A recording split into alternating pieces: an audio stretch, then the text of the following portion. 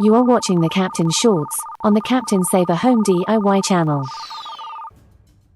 Hey, check this out. Got all the carpet, the padding, and the tack strips out. And surprisingly enough, we didn't break a single stick of baseboard. And now it's time to really get something done.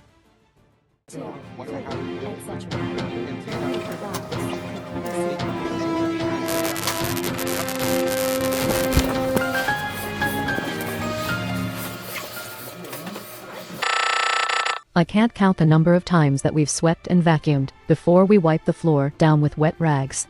But the floor is ready. To avoid having issues with the tile pattern once it is installed, it is best to perform a dry run by laying tiles in place without the mortar. This will allow for exploring several options before making anything permanent, saving effort and grief. We're going to start with the option with the entry being the symmetrical solution to start the run. Oh, so you started the entry because that's what everybody's going to see. Of course, once we get to the second row, it all kind of goes where it wants. Yeah. Once it goes in there, it's kind of wild west. Whatever's available, that's what we're doing. With the bedrooms, it's not going to matter much, but I want to find out where the most difficult cuts are going to be and see if the layout can be adjusted accordingly so they're not as much of a pain in the ass. Luckily, the pattern layout that we were hoping for was discovered on the first dry run, presenting us with simple cuts around doorways, walls, cabinets, and transitions, keeping our complicated cuts at a minimum. It's allowing us to begin installing tiles sooner than we expected. The flooring at the entrance is going to stay. So before we install the first few tiles in that area, we'll need to make sure that there's about a ½ inch gap between the existing floor and the new tile. This will give us enough room for a transition strip to be installed. Regardless of skill level, using a self-leveling system will make tile installation much easier, and they are available in a few configurations, depending on your preference. Not only do the components perform the same task as spacers, they also ensure that each tile is flush with the previous tile, eliminating the guesswork.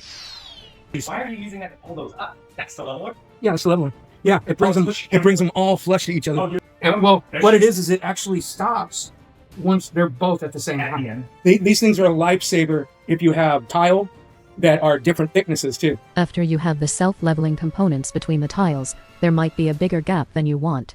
To solve this, use a rubber mallet to tap them in until they line up where they need to be. Holding the one you don't want it to move, and then tapping the edges to make sure it does what it needs to. And of course, you don't have to sit there and use it like a sledgehammer to try to get anything to move, because it won't take that.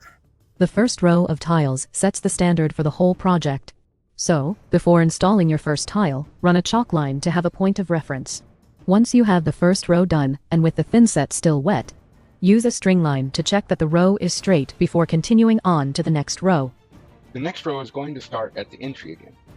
The tiles in the size category that we're installing have a slight bow in the middle, so each row we install now will need to be staggered. The manufacturer suggests no less than 1/3 offset. These tiles are nominally 24 inches, which means we'll want our offset to be consistently 8 inches at the start of each row. And since we have a clear path in both directions, theoretically we could work our way out from the center. Leveler placement should be about 1 inch from each adjacent edge, and no more than 6-inch spacing between each leveler. That translates into a lot of wedges per tile. But it also guarantees a flat horizontal for the finished project. And keep in mind, after each tile, you'll want to tap them into place up against the previous tiles as close as they'll go, and check each row with a string line to make sure it's straight before moving on to the next row.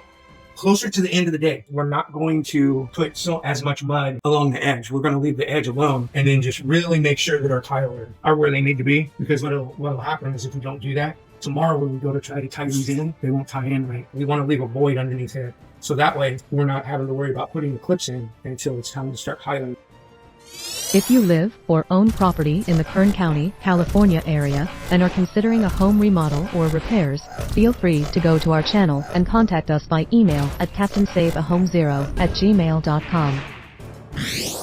The Captain, Denise Clark, Joseph Aloysius Coltrane, David Rain, and myself will return.